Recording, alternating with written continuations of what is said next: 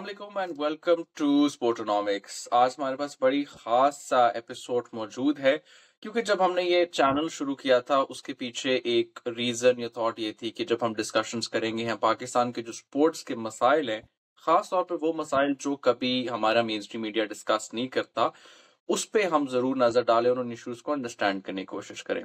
और आज हमारा कौमी खेल एटलीस्ट कम से कम हमारे क्या कहने के मुताबिक हमारा कौमी खेल ही है। हॉकी पे ज़रा नज़रअंदाज करेंगे। एक ये भी सीरीज़ होगी जिसकी पहली एपिसोड ये है। और हॉकी एक ऐसा स्पोर्ट है जिसमें मतलब शायद हमारी आज की जनरेशन को अंदाज़ा ना हो पाकिस्तान की अपनी अचीवमेंट्स का, क्योंकि पाकिस्तान 4 दफ़ा वर्ल्ड कप जीत चुका है, जो एक इटसेल्फ एक रिकॉर्ड है। पाकिस्तान 3 गोल्ड मेडल्स भी जीत चुका है ओलंपिक्स में, वो भी हमारे लिए एक बहुत रेयर अचीवमेंट कंसिडरिंग जो हमारे ओलंपिक्स में हाल होता है। हमने हॉकी की दुनिया में सबसे उम्दा प्लेयर्स प्रोड्यूस किए हैं, जिसमें सामीउल्लाह, कलीमुल्लाह हैं, सुहेल अब्बास हैं, जो इंटरनेशनल 348 गोल्स का रिकॉर्ड भी रखते हैं। लेकिन हालात हमारे इतने खराब हो गए हैं जिसकी वजह से ये सारी डिस्कशन हो रही है कि पाकिस्तान की टीम या तो वर्ल्ड कप के लिए क्वालिफाई नहीं कर पाती, ओलंपिक्स में जा नहीं पाती। और जब इतनी ज्यादा रिच हिस्ट्री हो तो सवाल उठता है, और इस सवाल का जवाब शायद ढूंढना बहुत जरूरी है। और इसी सवाल को समझने के लिए और ढूंढने के लिए आज जहमत दी है हमने फिजान लखानी साहब को। फिजान लखानी साहब पाकिस्तान के सबसे सीनियर जर्नलिस्ट में इनका शुमार होता है। जियो के कॉरेस्पॉन्डेंट भी हैं, और इनका सबसे अच्छा जो मुझे ज़ाती तौर पे अप्रोच भी लगता है, इनकी कमांड सारी स्पोर्ट्स पे बहुत अच्छी है। तो एक जेन्युइन स्पोर्ट्स जर्नलिस्ट आपको कहा जा सकता है, बजाय कि हम आपके साथ एक क्रिकेट का टैग लगा दें। तो फिजान लखानी साहब, बहुत शुक्रिया आपने हमें ज्वाइन थैंक किया। और मुझे तो खुद नहीं समझ आता मैं कहाँ से शुरू करूँ। लेकिन मेरा ये मौक़िफ़ है कि बिफ़ोर हम ज़रा थोड़ी अफ़सोसनाक बातों पे आएँ, ज़रा थोड़ा-सा आप अपने तजुर्बे में, क्योंकि मेरी वो जनरेशन है या मेरी आने के बाद वाली वो जनरेशन जिनने क पाकिस्तान की कभी हॉकी की परफ़ॉर्मेंसेज़ नहीं देखी, क्योंकि हमने आखिरी वर्ल्ड कप भी जो जीता था वो 94 में था, और वो अब उस बात को भी 30 साल होने वाले हैं। तो कितना हम हाउ गुड वर वी जब हम अच्छे थे? उस वक़्त हम बच्चे थे, जब हम अच्छे थे।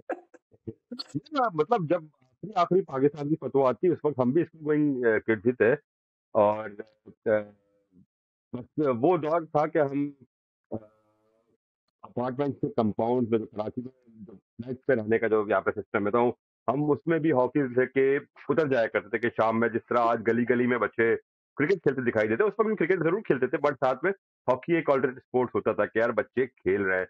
स्कूल्स के मुकाबले मुझे याद है कराची में होते थे और उसमें अच्छी तादाद तमाशाइयों की आती थी। आहिस्ता लेट 90s से आहिस्ता, आहिस्ता, आहिस्ता, आहिस्ता और हमने शायद ये रियलाइज़ ही नहीं किया कि हम बहुत दूर हो चले हैं, बहुत पीछे रह गए।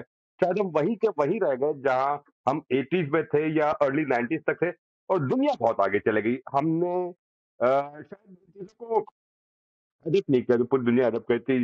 हर चीज़ में जिद्दत होती है, हर चीज़ में तब्दीली आती है, इवॉल्व करती है चीज़ें। हमने इवॉल्व नहीं की तो वरना हमारा हमारा जो हॉकी का पास्ट था, जो हमारी फतवाहत रही है उसके बाद आज जो हाल है यार मतलब ये वाक़ई में जिस तरह आपने स्टार्ट में बात की समझ से बाहर है कि इतनी मिराज पर जाने के बाद धड़ाम से ऐसा नीचे आए कि दूर-दूर तक कहीं नामो-निशान नज़र नहीं आता। बट जब हम बड़े हो रहे थे तो उस वक़्त एक हमने हॉकी का वो चीज़ देखी, वो एरा देखा, जब एनालाइज़ किया जाता था हॉकी के प्लेयर्स को, लोग पहचानते थे हॉकी के प्लेयर्स को।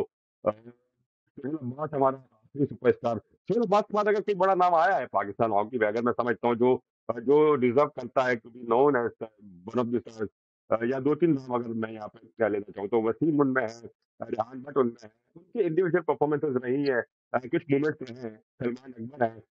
इनके कुछ मोमेंट्स रहे हैं जो इतना लंबा पैच नहीं रहा ग्लोरी का, बट छोटे-छोटे पैचेज़ में उन्होंने पाकिस्तान के लिए अच्छा काम किया।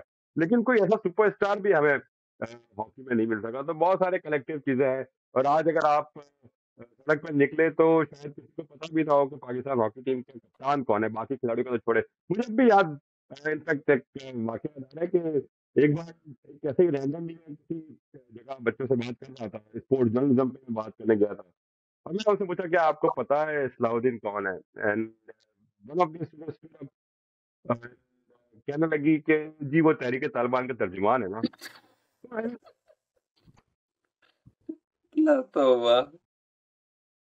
है। तो मतलब यार खैर ये हमारी बहुत सारी इस पे डिस्कशन भी हुई है एंड आई थिंक ये तो एक पूरी अलहदा एपिसोड है कि 92 के क्रिकेट वर्ल्ड कप के बाद जो हमारी क्रिकेटाइजेशन ऑफ स्पोर्ट्स हुई है तो हम एक बिल्कुल वन स्पोर्ट नेशन कंप्लीट इतने बन गए हैं कि मतलब इन टर्म्स ऑफ हॉकी जब आपने 4 वर्ल्ड कप जीते हो जो अभी तक कोई नहीं कर पाया, 3 गोल्ड मेडल आपने ओलंपिक्स में जीते हुए लेकिन people do not even know the names of the players anymore that ये बहुत ट्रेजिक बात है एंड इस इसमें हम भी कसूरवार हैं, शाहरुख, हम कसूरवार हैं। मैं, मेरे जैसे और बहुत सारे कोलीग मेरे दीगर इदारों में काम करने वाले, हम सब भी ज़िम्मेदार हैं। अगर आज आप बहुत सारे स्पोर्ट्स जर्नलिस्ट को सोशल मीडिया पर एक्टिव देखते हैं, तो इसमें से बहुत गिनती के होंगे जो शायद क्रिकेट के अलावा किसी और मामला पे, किसी और स्पोर्ट पे ट्वीट करते होंगे, और कहीं वो बात करते भी होंगे तो उनकी बातों में तनकीदी पहलू ज़रूर नज़र आता होगा, बजाय इसके कि ग्लोरीफाई करें अपनी अचीवमेंट्स को या एथलीट्स को लाइमलाइट करें, उनको प्रमोट करें। तो ये बहुत एक एक दिल दुखाने वाली बात है कि मैं इसमें अपने आप को भी ब्लेम दूंगा कि शायद मैं अपनी जिम्मेदारी उस अंदाज में पूरी नहीं कर पाया जिस तरह मुझे एज ए स्पोर्ट्स जर्नलिस्ट करनी चाहिए थी। जैसे मुझे बताना चाहिए था कि यार पाकिस्तान की हॉकी कहाँ स्टैंड करी है, पाकिस्तान हॉकी में कौन कौन से प्लेयर्स है। जितनी एग्रेसिवली मैं क्रिकेटर्स के इंटरव्यूज करता हूँ, जिस फ्रिक्वेंसी के साथ मैं क्रिकेटर्स के इंटरव्यूज करता हूँ, उस फ्रिक्वेंसी के साथ मैं हॉकी के प्लेयर्स के इंटरव्यूज नहीं करता। अगेन, अब इसमें हर चीज बायलैटरल होती है। अगर आप मीडिया पे जाए, टेलीविजन या डिजिटल या इवन प्रिंट मीडिया, वो उसी तरह ज्यादा जाते हैं कि जो चीज ज्यादा पढ़ी देखी जाती है, पढ़ी जाती है, या जिस पे ज्यादा क्लिक्स मिलते हैं। इसमें उतने क्लिक्स शायद ना मिले, उतने आईबॉल्स ना मिले अगर हॉकी प्लेयर पे कोई स्टोरी हो जितने क्रिकेट प्लेयर के ऊपर अ, मिल जाते हैं। तो ये अनफॉर्चुनेट चीज़ है, बट अगेन मैं ये समझता हूँ कि being a reporter, being a sports journalist, मेरी ये रिस्पॉन्सिबिलिटी है कि मैं लोगों को एजुकेट भी करूँ साथ-साथ कि यार पाकिस्तान हॉकी में कौन क्या कर रहा है, और अगर हॉकी यहाँ पर पहुँची तो किस वजह से पहुँची। चल मैं आपकी उस बात से एक फंडामेंटल एग्रीमेंट कर लेता हूँ। लेकिन ये कहना भी क्या मुनासिब नहीं होगा कि देखें एवरीबॉडी लव्स अ विनर। अगर आपकी हॉकी टीम करंटली परफॉर्म कर रही है जिस तरह अभी हमने देखा पाकिस्तान की जूनियर टीम ओमान गई थी, वहाँ पे अच्छा परफॉर्म किया।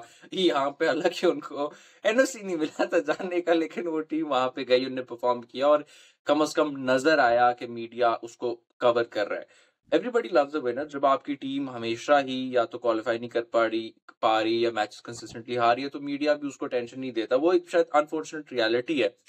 लेकिन हम अगर पाकिस्तान की हिस्ट्री को उठा के देखें और हमने जिस तरह की परफॉर्मेंसेस दी हैं, ये जो पढ़ के अब इस वक़्त समझ आता है कि हम बड़ी free flowing form of hockey खेल रहे थे। हमने इनोवेशंस भी बहुत लेके आए। जो मैंने पढ़ा है और समझा है कि जो एफआईएच का वर्ल्ड कप इटसेल्फ है, वो भी एक ज़माने में नूर खान ने आइडिया पिच किया था कि एक वर्ल्ड कप होना चाहिए हॉकी का, लॉन्ग फुटबॉल लाइन्स जिसको आप आगे लेके चलें। एक और भी बड़ी मशहूर कहावत है जिस पे शायद आप भी थोड़ा आगे बता सकें कि अर्जेंटीना के जो एक ज़माने में कोच होते थे लुइस सीज़ा और मेनोटी, उनने भी काफ़ी इंस्पिरेशन ली थी हमारी अटैकिंग हॉकी के स्टाइल से और अपनी अर्जेंटीना की फुटबॉल टीम में जिसमें डिएगो मैराडोना खेल रहे होते थे।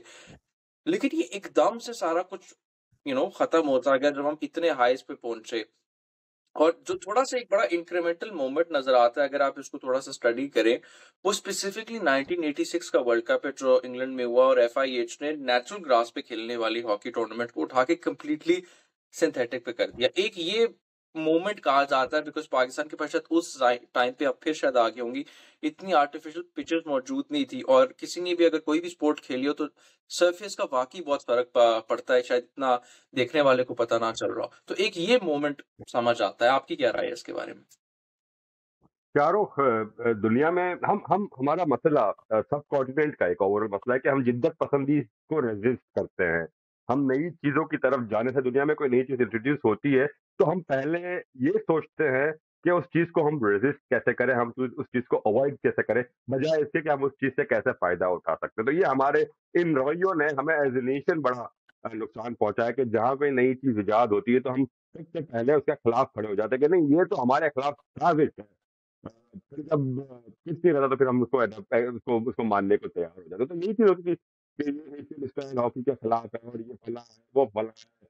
यार एक चीज़ दुनिया में अब एडॉप्ट हो गई, तो यार आप उसको जाए ना, आपको किसने रोका था? आपके आपके कनपटी पे पिस्तौल रखी थी किसी ने कि नहीं तुम ग्रास पे ही खेलो और आर्टिफिशियल ग्रास पे ना जाओ? नहीं ना, आज आप आर्टिफिशियल पे आप खेल रहे हैं ना।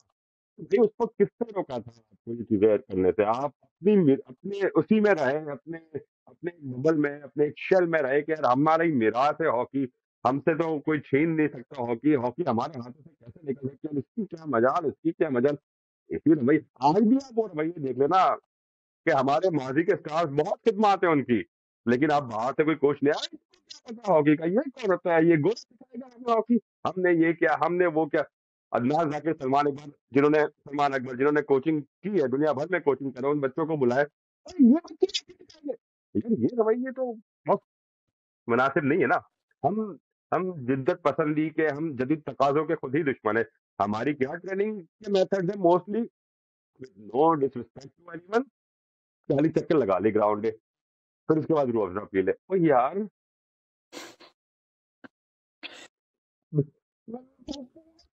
कहाँ गया यार ये चीज़ें, मतलब ग्राउंड पे 40 चक्कर लगाना, आई मीन इस तरह आप फिजिकल स्ट्रेंथ तो चले ठीक है, बट आप टेक्निकल स्किल्स आप इम्प्रूव नहीं कर सकते इस तरह। अच्छा, ये जो आपने बात बोली ना इस पॉइंट से पहले भी, बेशक एफआईएच एक चीज़ स्विच की थी और मुझे कहीं से भी नहीं लगता कि वो हमारे खिलाफ कंस्पिरेसी थी। लेकिन फिर वही इश्यू जो आप बता रहे हैं कि हम अपने ऊपर काम नहीं करते, ना हमारा हॉकी का अपना स्ट्रक्चर चेंज हुआ।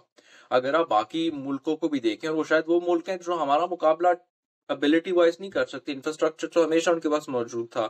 अगर आप नीदरलैंड्स की भी हॉकी का सेटअप देखें, जो हूट ऑफ क्लास है, उनकी टॉप लीग है, हमारे बहुत सारे प्लेयर वहाँ पे जाके खेलते रहे हैं। हमारा वही एक डिपार्टमेंटल स्ट्रक्चर रहा उस सारे चेंजेस के बाद भी। जब आपको नज़र आ रहा है कि यार अगर पिच में चेंज हो गई है, पूरी स्पोर्ट के डायनामिक्स चेंज होते जा रहे हैं, प्रोफेशनलाइजेशन आ रही है, हमने वो नहीं की, और उसके बाद हम एक्सपेक्ट करते हैं कि बाकी मुल्कों से भी मुकाबला करें, और उसके बाद आप जो ये कोचिंग वाला एस्पेक्ट जो बताते हैं, ये मतलब ये हमारा पाकिस्तान का मसला है, या हॉकी में हमारी अचीवमेंट्स इतनी ज्यादा थी तो हमने कहा कि अच्छा अब हम हमें जरूरत नहीं है कुछ करने की, जो करना था वो कर लिया। तो जी आप हमेशा हर बार यहाँ तक आप सफर तय करते हैं तो फिर उससे आगे जाना होता है। हर मंजिल के नए मराहिल होते हैं, हर मंजिल को अचीव करने के लिए। आप जब गेम्स भी खेल रहे होते हैं मोबाइल पर या कंप्यूटर पर, तो आप शुरू के स्टेजेस आपके बड़े आसान होते हैं, बड़ा आहिस्ता-आहिस्ता मुश्किल स्टेजेस आते रहता है। आपको वो पार करना होता है अगर आपको गेम में टॉप में आना है। तो स्पोर्ट में भी ऐसा ही है, आप आपको अपने आप को हर दिन बेहतर करना है। दुनिया अब स्पोर्ट्स एक साइंस बन चुकी है। ये अब पहले जैसी नहीं रही चीज़ के आप सिर्फ़ 1-2 चीज़ की बुनियाद पर आपने अपनी टीम को जितवा दिया। अभी बहुत सारी चीज़ें अवेलेबल हैं। अब मैं आपको मिसाल देता हूँ हॉकी से हट के, अरशद नदीम और सिर्फ नीरज चोपड़ा। हमारे अरशद नदीम को टोक्यो ओलंपिक से पहले क्या तरबियत मिली और नीरज चोपड़ा को तरबियत क्या मिली? अरशद नदीम के साथ कितना स्टाफ था, नीरज चोपड़ा के साथ कितना स्टाफ था?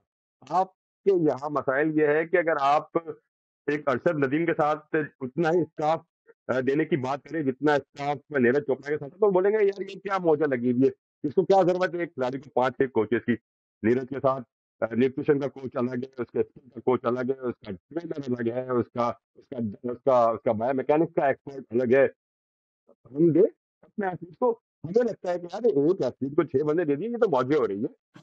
ये रवैया हम इन चीज़ों को समझने को ही तैयार नहीं कि भाई स्पोर्ट्स एक साइंस बन चुकी है और ये अब वो स्पोर्ट्स नहीं रही कि जून-जुलाई की छुट्टियाँ हुई तो बच्चे को डाल दिया, बच्चे ने ज़रा शौक दिखाया तो पाकिस्तान खेल गया। तो हमें इन चीज़ों से थोड़ा आना होगा। हमें 70 और 80 वाली सोच से बाहर आना होगा।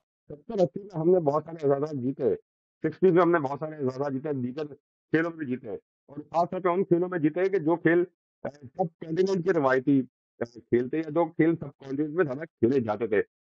हमने उन खेलों को उसी स्टाइल में रहते हुए खेलने की कोशिश की, तो जो रिवायती अंदाज़ है उस खेल को खेलने के लिए। दुनिया ने उस खेल को सीखा, समझा और जदीद तकाज़ों पर ले गए उस खेल को, ताकि कमर्शियली भी वो खेल स्ट्रॉन्ग हो जाए और उसके गेम का मज़ा भी आए, कॉम्पिटिशन भी बढ़े। हमने जब देखा कि यार दुनिया तो ये चीज़ कर रही है, तो हमने इसमें फ़ौरन साजिश का एलिमेंट तलाश करना शुरू कर दिया, बजाय इसके कि हम अपने आप को दुनिया के बराबर खड़ा करते, कमर्शियली भी, स्किल वाइज़ भी। देखिए हर स्पोर्ट इवॉल्व होता है क्योंकि उसमें पैसा लाने के लिए जदीद तकाज़े, जदीद जदीद चीज़ें, इन्वेंशन लाने की ज़रूरत है। वो साजिश में तो उस गेम की ज़रूरत होती है। तो ज़रूरी था कि हम उसको अडॉप्ट करते, बट हमने नहीं किया और हम बस वही पुराने स्टोन एज किस्म के ख़यालात, तसव्वुरात में रहे और आज हम कहीं नहीं है। च चल आपकी राय में और आप जिस तरह समझते हैं, ये एक ऑब्वियसली हमें अंडरस्टैंडिंग हो जाती है कि हॉकी को हम अपनी मॉडर्नाइज़ नहीं कर सके। लेकिन कंसिडरिंग आपकी इतनी अचीवमेंट्स हैं और एक प्रेसिडेंस है कि आपने किया हुआ है, ऐसा नहीं है कि आप एक बिल्कुल नई स्पोर्ट को डेवलप करने जा रहे हैं। तो मसला क्या है बेसिकली इसमें? क्या कसूर एफआईएच में है या पाकिस्तान की गवर्नमेंट में है या लैक ऑफ फंड्स में है? जो ऑफ कोर्स एक इश्यू है, बट वो आपको मेन इश्यू क्या नज़र आता है? तो लैक ऑफ विल रोटी वजह नहीं आती बेसिकली। इस मुल्क में अगर आप सड़क पर नीचे जाएं और आप 2000 बच्चों से सवाल करें कि अगर आपको स्पोर्ट्स में आना है तो आप कौन सा स्पोर्ट्स स्पोर्ट्स को चुनेंगे, तो 2000 में से शायद 2000 का 1000 बच्चे यही कहेंगे कि हमें क्रिकेट खेलनी है, क्योंकि उनको क्रिकेट में फ्यूचर नजर आता है। हमने हॉकी में फ्यूचर बिल्ड ही नहीं किया, हमने हॉकी को अट्रैक्टिव बनाया ही नहीं, बल्कि हमने हॉकी को मुस्तहिक का स्कूल बना के रख दिया कि यार हर 4 महीने बाद हॉकी फेडरेशन वाले दर बदर भटक रहे होते हैं कि फंड भेजे। उसमें हॉकी फेडरेशन का भी कसूर है, हॉकी फेडरेशन का भी कसूर है। ठीक है, फंड देना स्टेट का काम है, गवर्नमेंट की जिम्मेदारी है कि वो फंडिंग करे भाई। अच्छा, गवर्नमेंट फंड नहीं करी तो यार तेरे हाथ पैर किसने बांधे, जा कॉर्पोरेट के पास जाओ, बेचो, नए आइडियाज लेकर आओ, लीग खड़ी करो, टूर्नामेंट खड़े करो, जाओ कॉर्पोरेट को बताओ कि भाई हम ये हॉकी कराने जा रहे हैं, हम दुनिया से वो प्लेयर्स लेके आएंगे और ये चीजें हैं। आप मेरा स्पॉन्सर आपको किसने रोका है कि यार आप यहाँ पे स्क्रेबल जैसे खेल जिसमें शायद कोई इतना माइलेज नहीं है, स्क्रेबल जैसे स्पोर्ट वाले स्पॉन्सरशिप लेने में कामयाब हो जाते हैं, जो जो प्रॉपर स्पोर्ट भी कंसिडर नहीं होते बहुत सारी जगहों पर, बट स्क्रेबल वाले स्पॉन्सरशिप लेने के लिए स्पॉन्सरशिप हासिल करने में कामयाब हो जाते हैं। तो हुई स्टॉपिंग पाकिस्तान हॉकी है, तो ट्रस्ट डेफिसिट अपनी जगह मौजूद है कि यार ऐसे लोग कहीं पैसे ना खा जाए, हमारा पैसा सही ना लगे, बट आप अपनी इमेज बिल्ड करें, आप जाए मार्केटिंग के लोग रखें, कॉर्पोरेट में जाए, देखिए किसने रोका है आपको। ये एक कंटिन्यूअस इशू रहा है, जितना मेरा भी ताल्लुक वास्ता हमेशा पाकिस्तानी स्पोर्ट्स में पड़ा है। एक एडमिनिस्ट्रेशन का, स्पोर्ट्स मैनेजमेंट का इशू ज़रूर है, क्योंकि स्पोर्ट्स को रन करना एक अलहदा काम है, कोचिंग करना एक अलहदा काम है और उसके बाद एज़ अ प्लेयर का ये बहुत डिफरेंट किस्म के रोल्स हैं। और आजकल के 21वीं दौर में स्पोर्ट्स मैनेजमेंट का मतलब है, अगर आप नहीं समझते कि इट्स मोर और लेस लाइक अ बिज़नेस। अगर आपको बिज़नेस रन करना अच्छे तरीके से नहीं आता, तो आप किसी भी स्पोर्ट को डेवलप नहीं कर सकते। लेकिन एफआईएच अगर आप पिछले कुछ 15-20 साल में देखें, उनकी क्या करती आपकी नज़र में रही है एडमिनिस्ट्रेटिव पॉइंट ऑफ व्यू से? यार एफआईएच भी बहुत ज्यादा इंडियन सेंट्रिक हो गया है, जिस तरह आईसीसी है और हर दूसरा टूर्नामेंट इंडिया में होता है। ऑफकोर्स उसकी वजह यह है कि मेजर स्पॉन्सर इंडिया का है, हीरो बहुत ज्यादा पैसा इन्वेस्ट कर रहा है हॉकी में। फिर इंडिया की जो ओडिशा स्टेट की गवर्नमेंट है वो बड़ा पैसा इन्वेस्ट कर रही है, तो वो लेकर आ भाई, जहाँ से पैसा आएगा ग्लोबल स्पोर्ट्स बॉडी का इंक्लाइन उस तरफ होगा। एफआईएच या इवन आईसीसी या दीगर स्पोर्ट्स बॉडी फीफा की तरह नहीं होती है जिनके पास अपने इंडिपेंडेंट इतने बड़े स्पॉन्सर्स हो और वो किसी तरीके से मांगे। तो ये हर स्पोर्ट्स की मजबूरी है। हॉकी इतनी ज्यादा मुल्कों में खेली भी नहीं जाती, लिमिटेड कंट्रीज खेलते हैं और फिर पैसा हर जगह इतना नहीं है। इंडिया ने बहुत ज्यादा पैसा इन्वेस्ट कर दिया, तो ज्यादा इंडिया इंक्लाइन हो गया है एफआईएच का। अब देखिए पाकिस्तान को एक टूर्नामेंट मिला है क्वालिफायर का, जो जनवरी में बिल्कुल। होना है 2024 में। कोई 2004 के बाद कोई एफआईएच इवेंट पाकिस्तान में हो रहा है। चैंपियंस लाहौर में पाकिस्तान में हुई थी और अब ये 2024 में ओलंपिक क्वालिफाइड होगा। बट आई होप कि इस इवेंट को एफआईएच इवेंट जो 20 साल बाद पाकिस्तान में हो रहा है, इसको पाकिस्तान हॉकी फेडरेशन एक स्टेपिंग स्टोन समझे। इस इवेंट के थ्रू पाकिस्तान हॉकी के फॉर्च्यून बदल सकते हैं, अगर वो सही तरह अब मेहनत शुरू करें, अगले 6 माह अच्छे स्पॉन्सर्स लेकर आए, ट्रस्ट बिल्ड करें, इसको हॉकी से बढ़कर बनाए, इसको एक फेस्टिवल की तरह बनाए, सेलिब्रेट करें हॉकी को। इसमें गवर्नमेंट को भी अपना किरदार अदा करना होगा, इसमें सिक्योरिटी एजेंसीज को भी अपना किरदार अदा करना होगा, इसमें लाहौर की लोकल जो बॉडीज है उनको भी, लोकल बॉडीज है उनको भी अपना किरदार अदा करना होगा, इसमें लाहौरियों को भी अपना किरदार अदा करना पड़ेगा। बट सबसे ज्यादा अहम किरदार पाकिस्तान हॉकी फेडरेशन का होगा, मेजर खालिद सजाद खोकर का और हैदर हुसैन का। वो कितने विजनरी साबित करते हैं अपने आप को, किस तरह इस इवेंट को वो प्रेजेंट करते हैं, किस तरह पाकिस्तान की हॉकी की किस्मत इस इवेंट के बलबूते पर वो बदल सकते हैं। तो ये बड़ा स्टेपिंग स्टोन है, गेम के लिए साबित हो सकता है जो ओलंपिक क्वालिफायर पाकिस्तान में। ये आपने एक इंटरेस्टिंग पॉइंट बताया कि 2004 से लेके और अब 2023 आ रहा है, 24 के अंदर जाके हम एक इंटरनेशनल इवेंट दोबारा होस्ट करेंगे। तो इस सारे दौरान पाकिस्तान की हॉकी फेडरेशन क्या कर रही थी?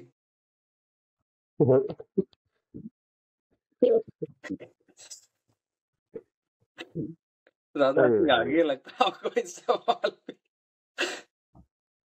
क्या कहें यार, क्या-क्या दोस्त हमारे नाराज़ भी हो जाते हैं। बस यार क्या किया है, हॉकी हॉकी फेडरेशन ने अगर कुछ किया होता, तो आज ये हाल होता। हम दुनिया की नंबर 1 टीम हुआ करते थे। बहुत सी जगह तो तीसरे नंबर की टीम हुआ करते थे। यार हम टॉप 15 में नहीं है। ये पाकिस्तान हॉकी है, टॉप 15 में नहीं है। वो मुल्क हमसे आज आगे निकल चुके हैं जिनको हम हँसते, गाते, नाचते हरा देते थे। आज वो मुल्क हमसे आगे निकल गया। अगर पाकिस्तान हॉकी फेडरेशन ठीक तरह काम कर रही होती, तो आज ये दिन देखना पड़ता। मसला हमारे स्पोर्ट्स का शाहरुख यही है कि हमने स्पोर्ट्स में जितने भी ओहदेदार आए ना, उन्होंने खिलाड़ियों को ग्रो नहीं होने दिया। वो हमेशा अपने आप को खिलाड़ियों से ज़्यादा प्रेज़ेंट करते रहे। और हमारी स्पोर्ट्स एथलीट ड्रिवन नहीं रही, ऑफिसर्स ड्रिवन रही है। तो इसकी वजह से ओवरऑल हमारी स्पोर्ट्स को नुकसान हुआ है। अगर आप सुहेल अब्बास जितना बड़ा प्लेयर है, क्या सुहेल अब्बास को मुन्नाबी में होना चाहिए था? बिल्कुल भी नहीं। मतलब हर बच्चे को नाम पता होना चाहिए था पाकिस्तान में सुहेल अब्बास का। पाकिस्तान के हर बच्चे को नाम पता होना चाहिए था। हर तीसरा इश्तेहार सुहेल अब्बास को होना चाहिए था यार। नेशनल स्पोर्ट में दुनिया में सबसे ज़्यादा वर्ल्ड रिकॉर्ड होल्डर यार। क्या हुआ? कहाँ है? आप शायद किसी बच्चे से पूछ लो, जो 90s के बाद के पैदा होने वाले बच्चे, उनसे पूछ लो जाके कि क्या सोहेल अब्बास को जानते हैं? बोलेंगे क्या ज़हीर अब्बास का रिश्तेदार है? ज मैं एक और आपसे सवाल करूँगा और ये थोड़ा इंट्रिकेट सवाल है इसका आई थिंक अच्छी अंडरस्टैंडिंग बन सकती है। मुझे कन्फर्म करके बताइएगा कि क्या वाक़ई आई एम नॉट 100% श्योर जो हॉकी के स्टेडियम्स हैं हमारे पास, ये क्या वाक़ई पाकिस्तान हॉकी फेडरेशन के अंडर है? ओनरशिप क्योंकि जो मेरा वास्ता पड़ा है मुझे तो यही पता लगा है।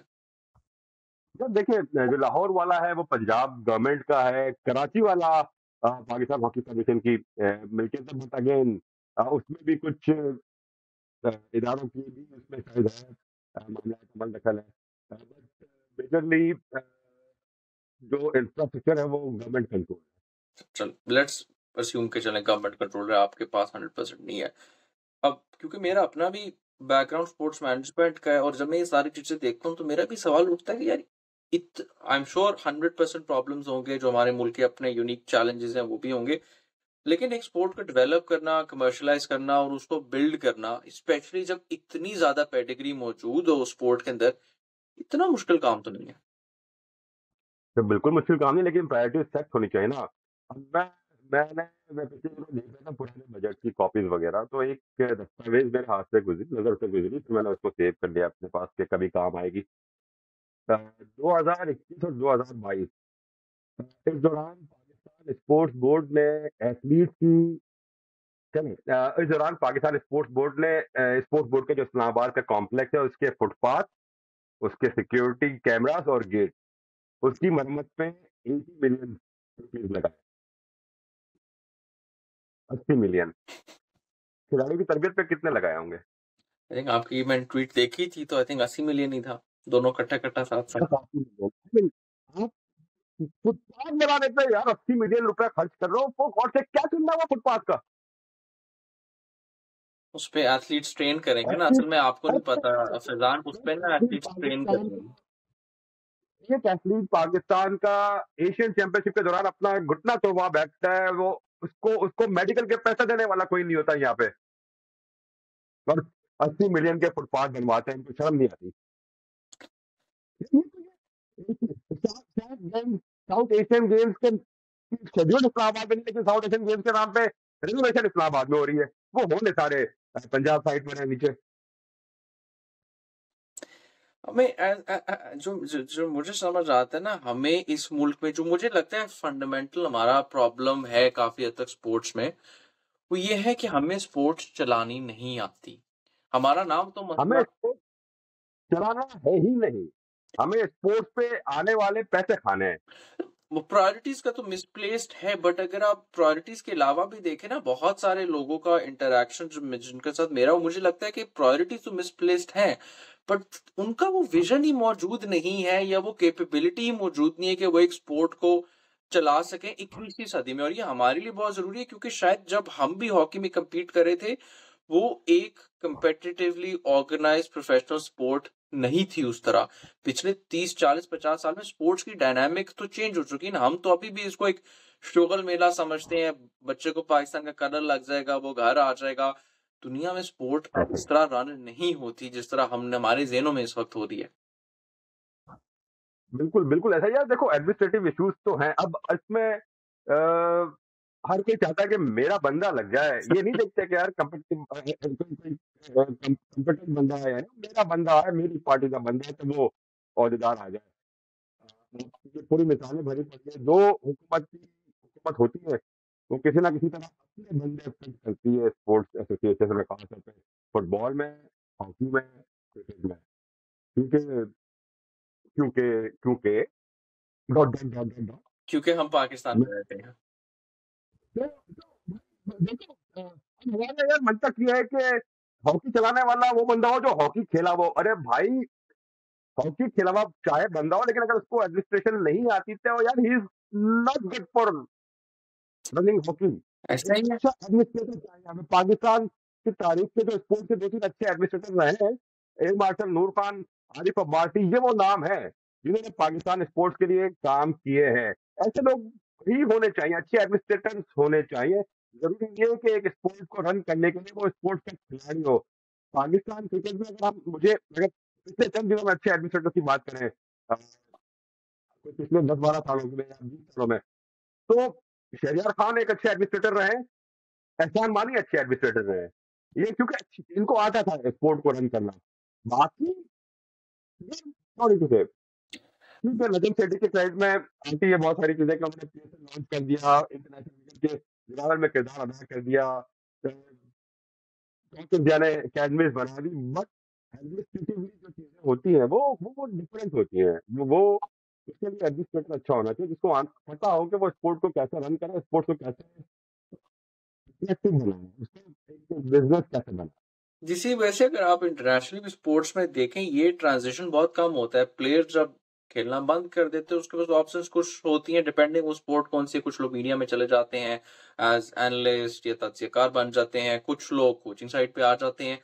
बहुत कम लोग होते हैं जो एक्चुअल उस एडमिनिस्ट्रेशन में जाते हैं। मतलब अगर आप फुटबॉल की भी एग्जांपल देखें, जो एक बहुत ग्लोबल स्पोर्ट है, बहुत कम एक्चुअल प्लेयर्स आपको एडमिनिस्ट्रेशन में नजर आते हैं। बड़ी नोटेबल एग्जांपल है एडविन वैन डर सार, जो डच प्लेयर थे, मैनचेस्टर यूनाइटेड में भी खेलते थे। वो आईएक्स के सीईओ बने, उसके बाद वो कोचिंग वगैरह में नहीं गए। उनने सर्टिफिकेशंस की, उसमें मैनेजमेंट के कोर्सेज किए बिफोर उसमें गए, लेकिन शायद उनकी अपनी रुझान थी उस पे।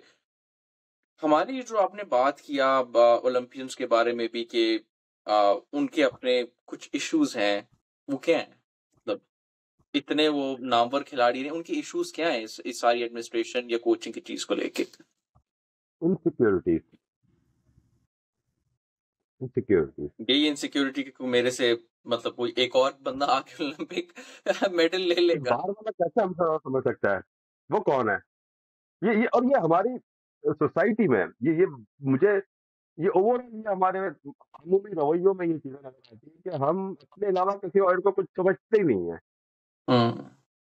हम अपने आप को अगले को समझते हैं और अगले को हकीर समझते हैं, चाहे वो जितना भी कामयाब इंसान क्यों ना हो, वो चाहे जितना भी क्वालिफाइड इंसान क्यों ना हो, लेकिन हम समझते हैं कि इसको कुछ नहीं आता। ये अमूमी रवैया है हमारी सोसाइटी का, और यही हमारे सोसाइटी डिक्लाइन की वजह है कि हम किसी को सीखने की कोशिश नहीं करते हैं, हम किसी से सबक हासिल करने की कोशिश नहीं करते हैं। बस हम अपने आप में रहते हैं और कहते हैं कि बस जो मैं हूँ, मुझे ही सब आता है। ऐसा नहीं होता। कभी-कभार आप अपने 13 साल के बच्चे से ही बहुत सारी चीज़ें सीख लेते हैं। हाँ, बिल्कुल, बिल्कुल, ये एक बड़ा इम्पोर्टेंट एस्पेक्ट है। और इसी को अगर हम थोड़ा सा लीड ऑन करें, पाकिस्तान की कौमी टीम में at different times foreign coaches को भी अपॉइंट किया है। और आखिरी जो हमारे फॉरेन कोच है, सिगफ्रीड आइकमैन, जो एक डच कोच हैं, जापान की टीम के साथ भी थे। और अभी मैं रिसेंटली पढ़ रहा था, वो जो उनके साथ इधर होते हुए हुई, वो एक अलग चीज थी। पाकिस्तान की हॉकी फेडरेशन ने अभी तक उनके पैसे शायद देने हैं, वो भी नहीं उनको मिले। और जब वो पिछले साल कॉमनवेल्थ गेम्स यहाँ बर्मिंघम में लेके आए हुए थे टीम, तो एक बड़ा इंसिडेंट मुझे याद है, वो आई थिंक वायरल भी हुआ था काफ़ी हद तक, कि कुछ पाकिस्तानी फैन्स ने आपकी हॉकी टीम से उनकी शर्ट माँगी थी, जो फैन्स नॉर्मली करते होते हैं। और जो उन्होंने जवाब दिया था, वो शायद ये था कि आप टूर्नामेंट के बाद ले लीजिएगा, फिलहाल हमारे पास एक्स्ट्रा शर्ट भी नहीं है खेलने के लिए। ऐसा ही है। पानी नहीं होता था अक्सर इनके पास। मतलब कोई बाहर से कोच भी आ रहा है, तो वो क्या कर सकता है? मतलब जितना मैंने सिगफ्रीड आइकमैन के बारे में पढ़ा, he is a very good coach, उनकी जो टेक ऑन मॉडर्न हॉकी है, वो बड़ी मैच्योर और एडवांस्ड है। बट वो काम क्यों नहीं करने देता हमारे को जब को हायर कर ही लिया, तो काम क्यों नहीं करने देता कोई इनको?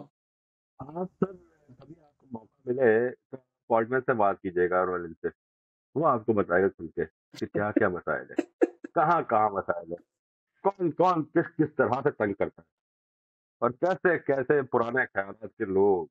एंड अगेन, किसी से डिसरिस्पेक्ट नहीं है, किसी की डिसरिस्पेक्ट नहीं है। जो माज़ी के हमारे स्टार्स हैं, ये बड़ी कामयाबियाँ हैं उनकी, बहुत कुछ उन्होंने किया बस। लेकिन अब हॉकी को आज के दौर के हिसाब से चलने दें। ये 70 नहीं है, ये 80 नहीं है, हॉकी बदल चुकी है। तो प्लीज़ अलाउ उन लोगों को अलाउ करें जो मॉडर्न डे हॉकी समझते हैं। एडमिनिस्ट्रेशन में भी चलिए, अगर आप चाहते हैं हॉकी को भी बनाया, हैदर बहुत ही चॉइस है। हैदर हुसैन जिसको आपने सेक्रेटरी बनाया है, उसने कराची हॉकी में भी काम किया और अब पीएचएफ में भी वो थोड़ा विजनरी लड़का है। नया इस दौर की हॉकी खेला हुआ है, समझ-बूझ है। अदनान ज़ाकिर है जैसे बड़ा यूके में कोचिंग भी करता है, हॉकी को समझता है। उसने बहुत सारे कोचिंग कोर्सेज़ और मैनेजमेंट कोर्सेज़ किए हुए हैं। सलमान अकबर है, उसने बहुत काम किया हुआ है। समीर हुसैन है, ये वो तो 2000 वाला जो बैच था, इन लड़कों में से आप मौका लें। ठीक है, रेहान मॉडर्न डे हॉकी समझता है, सफरैन मॉडर्न डे हॉकी समझता है, इन लोगों को आप ज़्यादा मौके दें। और एक और चीज़ है चारों, जो हमारा बड़ा मसला है, हम आज 18वें नंबर में बैठे हैं, हम चाहते हैं कि यार बस अगला टूर्नामेंट खेले और दुनिया की नंबर 1 टीम बन जाए। ओवरनाइट हर चीज़ चाहिए यार, मतलब बाल नोचने को दिल चाहता है कि यार ये हो गए, कहाँ से आए हैं ये लोग कि हर चीज़ ओवरनाइट चाहिए और कुछ इन्वेस्ट भी नहीं करना। डेली चवन्नी है और ओवरनाइट 5 करोड़ रुपया चाहिए। तो यार कैसे पॉसिबल है ये? अगर आप आज भी दुनिया का बेस्ट कोचिंग स्टाफ लेके आते, दुनिया का बेहतरीन सिस्टम पाकिस्तान हॉकी में लगा देते, सब कुछ सही कर लेते हैं, फिर भी आपको 6 से 7 साल लगेंगे, बल्कि 10 साल लगेंगे अपनी चीज़ को इस्तेमाल करने में, एक लाइन में आने में। कोई चीज़ है कि कोई जादू की छड़ी घुमाई और कल पाकिस्तान वर्ल्ड चैंपियन बन गया और फिर अगले साल फिर आगे डिफेंड भी कर दिया और ओलंपिक भी जीत गया। थोड़ी होता है यार, अगली टीमों ने भी हाथ पैर मार के तो नहीं खेला ना।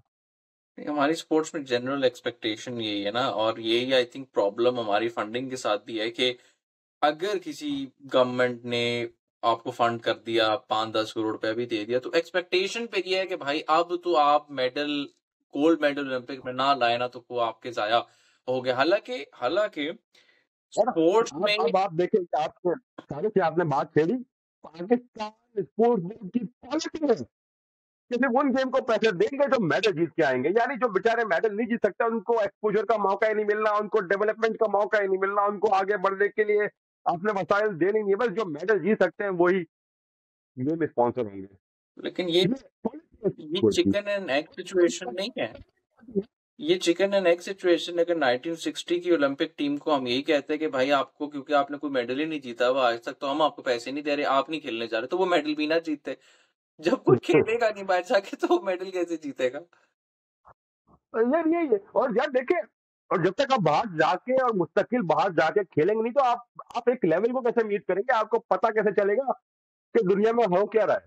आपको अपना गेम कैसे इम्प्रूव करना है? जब तक आप नेशनल गेम्स ही खेलते रहेंगे, आर्मी, वापडा, एचईसी या आपस में एक दूसरे के खिलाफ दौड़ते रहेंगे, तो आपको नहीं पता कि भाई बेल्जियम कहाँ पहुंच गया, जर्मनी कहाँ पहुंच गया, इवन इंडिया कहाँ पहुंच गया, अफगानिस्तान कहाँ पहुंच गया, ईरान इराक कहाँ पहुंच गए। और हम उसी में लगे हुए हैं। तो ये आपने अच्छा पॉइंट छेड़ दिया हमारे डोमेस्टिक स्ट्रक्चर का भी। रिसेंटली पिछले 1 साल के अंदर आपकी हॉकी फेडरेशन ने अनाउंस किया था कि वो एक लीग के कॉन्सेप्ट पे काम कर रहे हैं, जो एक शायद फ्रैंचाइज और सिटी बेस्ड फॉर्मेट पे होगी। ऑफ कोर्स वो एक लोकल स्ट्रक्चर भी होगा, बट उसमें कमर्शियल एस्पेक्ट होगा, जिससे शायद वो एक सेल्फ सफिशिएंट ऑर्गेनाइजेशन बन सके। आपकी क्या राय है ऐसी एक लीग पे, जो अगर पाकिस्तान में हो होगी या हो रही होगी, तो उसके क्या बेनिफिट्स आप देखते हैं? देखिए, मैं अब भी समझता हूँ कि लीग होनी चाहिए, बट वो लीग 2 हफ्ते का टूर्नामेंट ना हो, 15 दिन का टूर्नामेंट हो, तो स्प्रेड करें। लड़कों को बिज़ी रखें, थ्रू आउट कैलेंडर खिलाएँ। 2 मैचेज़ होम, 2 मैचेज़ अवे, और ये हर वीकेंड पे खेल रहा हो, उसको स्प्रेड आउट करें, और प्लेयर्स की प्रॉपर एम्प्लॉयमेंट हो, जिस भी टीम के लिए वो खेलें, उनका पूरा कॉन्ट्रैक्ट, उनको मंथली सैलरी मिल रही है, स्प्रेड आउट हो 6 हफ्ते, 6 4 महीने, 6 महीने, इसमें वो खेलते रहें। मुस्तकिल वो खेलते भी रहेंगे, कोचेज़ भी आपके बिज़ी रहेंगे, उसमें ये नहीं होगा ना कि यार 15 दिन आपने काम किया, फिर दरवाज़ा बंद, किताबें बंद, बस्ता बंद, बैठ गए अगले टूर्नामेंट के लिए। जब आप उस लीग को, चाहे वो मैचेज़ जो आपको 2 हफ्ते के अंदर करना है, एक दिन 6-6 मैचेज़ कराने की बजाय आप स्प्रेड करें उसको, ताकि टीमें प्रैक्टिस भी करते रहें, कि उनको पता है कि यार अगले हफ्ते फिर मेरा मैच है, मैंने प्रैक्टिस में रहना है। उससे आपका प्लेयर भी डेवलप होगा, आपका कंपटीशन भी लंबा होगा, और उसमें फिर आपको मौका मिलेगा कि यार अगर आप किसी को बेचने जा रहे हैं टूर्नामेंट की मार्केटिंग, स्पॉन्सरशिप, ब्रांडिंग, तो हम उसे कहेंगे कि नहीं भाई, आज का 15 दिन के लिए नहीं, आप 6 महीने के लिए हमारे होल्डिंग पे रहेंगे। बिल्कुल, बिल्कुल। अच्छा, ये इसको अब समराइज़ करते हुए मैं चाह रहा था कि हम आहिस्ता-आहिस्ता कंक्लूज़न की तरफ भी जाएँ। हमने बहुत सारे प्रॉब्लम समझे हैं जो आई थिंक अच्छा होगा हमारी सीरीज़ में। हम चाह रहे हैं कि कोचिंग एक्सपर्ट भी आएँ ताकि हम on the field issue discuss कर सकें। आपने बहुत अच्छा एक ओवरव्यू दे दिया सारी चीज़ का। आपके हिसाब से, और मैं ये सबसे ही सवाल करूँगा, आपके हिसाब से क्या इक़दाम लेने चाहिए? बेशक वो पाकिस्तान की गवर्नमेंट को हो, बेशक वो पाकिस्तान की हॉकी फेडरेशन को हो, इस स्पोर्ट को रिवाइव करने के लिए, क्योंकि अब ये चीज़ मतलब जिस तरह मैं देखता हूँ हम डिक्लाइन में वो बिल्कुल एक, जब आपकी टीम वर्ल्ड कप में नहीं जाके खेल रही, तो उसके बाद तो अब ये क्या है ना, हम उस लेवल पे आ गए कि इससे नीचे शायद हम नहीं जा सकते अब। लेकिन इसको रिवाइव करने के लिए आपके हिसाब से क्या करना चाहिए? सबसे पहला काम, नीयत साफ। वो कौन करेगा? अपनी इनसिक्योरिटीज़ को खत्म करना होगा, एक तो हमारे तमाम हॉकी से जुड़े तमाम स्टेक होल्डर्स को। उनको ये नहीं सोचना चाहिए कि अगर सिग्गी आ गया, ऑटमन्स आ गया, नाज आकिर आ गया, सलमान अकबर आ गया, या बाहर से फलां कोच आ गया, बेल्जियम से ये आ गया, इधर से वो आ गया, तो हम कहीं के नहीं रहेंगे। भाई अगर पाकिस्तान हॉकी नहीं रही, तो इस्लाउद्दीन को भी कोई नहीं पूछेगा, तो हनीफ खान को भी कोई नहीं पूछेगा, कोई समीउल्लाह को भी नहीं पूछेगा, कोई किसी को नहीं पूछने वाला होगा अगर पाकिस्तान हॉकी खत्म हो गई तो। अगर आज पाकिस्तान हॉकी जिंदा होगी, तो ये तमाम लोगों को भी कहीं ना कहीं रोजगार लगा रहेगा। अगर पाकिस्तान हॉकी टीम जीतने की जगह पे आती है, तो ब्रॉडकास्टर का पैसा भी इन्वॉल्व होगा। ये जो 80 की दहाई के ओलंपिक्स में जो कोचिंग के रोल में नहीं हो सकेंगे, वो ब्रॉडकास्टर के साथ काम करेंगे, वो एक्सपर्ट के तौर पे बात करेंगे, वो मीडिया पे आके बात करेंगे, वो कमेंट्री के रोल पे चले जाएंगे। जरूरी थोड़ी है कि आप मॉडर्न डे हॉकी पे सिर्फ कोचिंग ही करते रहे। आपने नहीं खेली मॉडर्न डे हॉकी, आप नहीं सिखा सकते मॉडर्न डे हॉकी, इसमें और कोई शर्म वाली बात नहीं है। मान ले, मैं आपको अपनी मिसाल देता हूँ भाई, जिस तरह की पढ़ाई मैंने 1980-90 में की थी, आज मेरा बेटा 7वीं और 8वीं जमात में है, उससे बहुत आगे के लेवल की पढ़ाई कर रहा है। जो चीजें हमने 9वीं 10वीं में आके पढ़ना शुरू की, तो आज 6वीं जमात में सीख रहा है। तो मैं बैठ के चीजें चीजें हो गई आज के दौर के हिसाब से उसको ट्विटर्स ला के देने, फीचर्स इसको आज के दौर के हिसाब से ला के देने हैं मुझे, कि जो बता सके कि भाई अब निसाब क्या है। लेकिन मैं ये सोच लूं कि भाई मैंने तो 90% जीती 1989 में 6ठी जमात में, तो मैं आज 6ठी जमात में अपने बेटे को 2012 में यही कराऊंगा, नहीं हो सकता ना। बिल्कुल। खैर, ये नियत वाली बात तो वही है कि ये नियत अब लोगों की कौन ही ठीक कर सकता है हमारी हॉकी को। और आई थिंक आपने एक बात बोली जो मैं सेकंड करूंगा इस तरीके से। आपने कहा कि अगर हॉकी खत्म हो गई तो फिर कौन पूछेगा? क्या ये कहना अब इस सिचुएशन में, जब पाकिस्तान के बच्चों को, नौजवानों को सुहेल अब्बास का नाम नहीं पता, तो ये कहना अब मुनासिब नहीं हुआ कि हम वाकई हॉकी मर चुकी है इस मुल्क में? आखिरी सांसें ले रही है, बट कहीं कहीं हिचकियां आती है, कहीं कहीं दोबारा लड़खड़ाने लगती है। यार एक जमाना था कि हमारे हाथ में हॉकी होती थी तो लोग कहते थे मैच कहाँ है, कब है, किससे है। फिर वो जमाना आया कि आप हॉकी लेके चले तो लोग कहते हैं पैर में चोट लग गई है क्या। आज आप सड़क पे हॉकी लेके घूमे, लोग कहेंगे फड्डा कहाँ हो रहा है, किससे लड़ाई हो गई। बिल्कुल ऐसा ही है, ऐसा ही है। और तो मतलब यार मैं लड़खड़ा रही है हॉकी, कहीं कहीं थोड़ा सहारे की जरूरत है। कभी कभी लगता है कि बिल्कुल बिस्तर मर्ग पे आ गई, कभी कभी लगता है आखिरी सांसें ले रही है। उम्मीदें नहीं छोड़नी चाहिए, बट अगर हम मिलके खुलूस के साथ काम करें तो हॉकी हमारी रिवाइव हो सकती है। लेकिन यार एक चीज शाहरुख जो मैंने पहले भी कही थी कि हमें ओवरनाइट रिजल्ट्स एक्सपेक्ट नहीं करने चाहिए। पाकिस्तान हॉकी टीम एक अगर अभी सही चीजें सारी मिलने शुरू हो जाती है, साल में 15 मैच खेलेगी, 12 हारेगी, हारने दो, लेकिन उस चीज में तसलसल रखो भाई, कंसिस्टेंसी रखो। आज 12 मैच हारेगी, कल 12 से 6 पे आएगी, फिर 6 से 2 पे आएगी, फिर जीतने लगेगी। बिल्कुल आपकी बात से तो मैं बिल्कुल अग्री करता हूँ, लेकिन ये शायद आपके जो अपने भी कुछ दोस्त हैं मीडिया में, उनको ये काम करना चाहिए कि ये उम्मीद ना रखे कि भाई हम पहले दिन से जीते, क्योंकि ये एक्सपेक्टेशन मैनेजमेंट थोड़ी मीडिया को भी करनी यार चाहिए। हॉकी में इंपोर्टेड खिलाड़ी आ सकते हैं। हाँ, आ सकता है यार। देखिए बाकी ये हम आज की टॉपिक इस पे नहीं लेके जाएंगे, क्योंकि ये एक बहुत डिफरेंट राय अमल खुल जाएगा। बट फिजाल लखानी नहीं, इसी बहाने हमारे कुछ दोस्त हॉकी डिस्कस करना तो शुरू कर देंगे। बिल्कुल बिल्कुल, ये बस अब ना ही छेड़े तो बेहतर है। पर फिजाल लखानी साहब, बहुत शुक्रिया आपका एक बड़ा अच्छा इंट्रो और ओवरसाइट देने का हॉकी के लिए। बड़ा अफसोस होता है कोई भी अगर थोड़ा सा भी पाकिस्तान में स्पोर्ट्स का शायकीन हो और वो जरा सा इसके अंदर स्टडी करना शुरू करें, तो आप एक उससे यार कैसे हो सकता है कि हम एक वर्ल्ड बीटर थे, जेन्युइन वर्ल्ड बीटर थे, और आज हम उधर खड़े हुए हैं कि किसी को हमारा प्लेयर का नाम नहीं पता मुल्क में। तो शायद पाकिस्तान अब में ही तो कैसा हो सकता है। अफसोस नहीं होता, अब हंसी आती है। अच्छा, वो स्टेज गुजर गया हमारा। ग्रीफ के स्टेजेस होते हैं ना, पहले रोते थे, अब हम अफसोस हंसते हैं। करने का वो वक्त गुजर गया अफसोस करने का। दिल रो चुका जितना रोना था। अब समझ में नहीं आता कि यार क्या बोले, क्या करे। बिल्कुल, अब यही उम्मीद की जा सकती है कि जब इतना गिर गए तो अब नीचे तो जा नहीं सकते, शायद ऊपर ही आ जाएंगे। तो अब देखते हैं कि पाकिस्तान हॉकी फेडरेशन या आगे भी अच्छा एक अपॉर्चुनिटी आ रही है। कुछ और भी इनिशिएटिव्स की बात हो रही थी, और ये सिलसिला हम जारी रखेंगे। हॉकी की डिस्कशन का हम एक सीरीज बना रहे हैं, जिसमें हम ये कॉन्वर्सेशन करेंगे कि हॉकी यहाँ पे कैसे पहुंची और इसको आगे रिवाइव कैसे किया जा सकता है। तो फिजाल लखानी साहब, बहुत शुक्रिया आपका हमें यहाँ ज्वाइन करने का, टाइम निकालने का, बाकी सबका आपका हमारे साथ साथ रहने का। स्पोर्टोनॉमिक्स में देखते रहिए, सब्सक्राइब करें, लाइक करें, शेयर करें, और हम आपको मिलेंगे अगली एपिसोड में। Thank you.